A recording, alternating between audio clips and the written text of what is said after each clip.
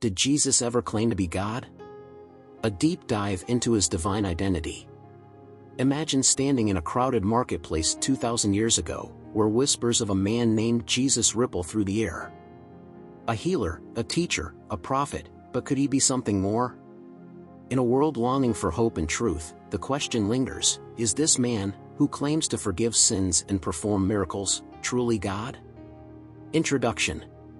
This inquiry lies at the heart of Christian faith and interfaith dialogue, particularly with Islam, where Jesus is revered but not seen as divine. Many Muslims assert that Jesus never explicitly claimed to be God. However, to understand his mission, we must delve deeper into his words and actions. Jesus came to reconcile humanity to God, focusing on this divine purpose rather than a direct proclamation of his own divinity. Yet, through his miraculous deeds and profound teachings, he undeniably revealed his unique relationship with the Father. Historical context. To grasp the significance of Jesus' identity, we must first consider the cultural and religious landscape of first-century Judea. The Jewish people awaited a Messiah, a figure who would restore Israel and bring salvation. Amidst this fervor, Jesus emerged, captivating hearts with his wisdom and authority. He spoke in parables, challenged the status quo, and performed wonders, all while navigating a society steeped in expectation and skepticism. Jesus' claims and actions. Miracles and authority. Throughout his ministry, Jesus performed miraculous acts that no ordinary man could accomplish.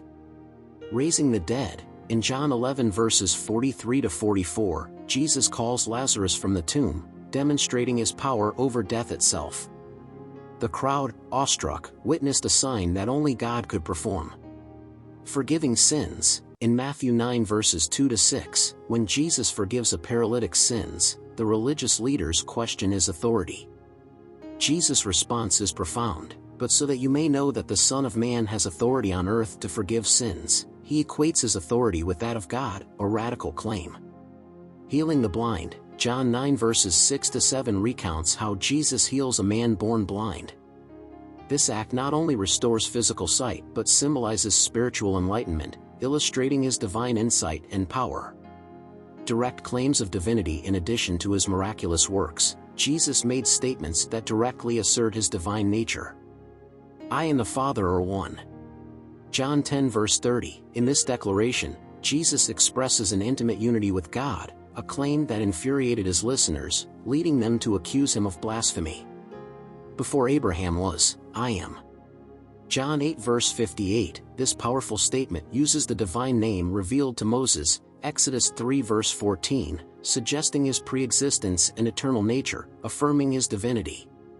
Spiritual interconnection. Jesus asserts in John 14 verses 10-11 that the Father is in me, and I am in the Father.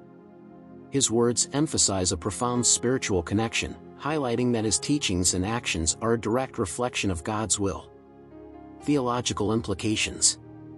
Understanding Jesus' identity is crucial for grasping the doctrine of the Trinity, where he is recognized as the Son, fully God and fully man. This theological foundation underscores the belief that Jesus, through his life and sacrifice, provides a bridge for humanity to reconcile with God. Many Muslim perspectives challenge this notion, emphasizing the oneness of God, Tawhid. They argue that Jesus' role was that of a prophet, not divine. However, the consistent miracles and his assertion of authority raise compelling questions about the nature of his identity. Spiritual revelation. Understanding Jesus as God transforms our relationship with him.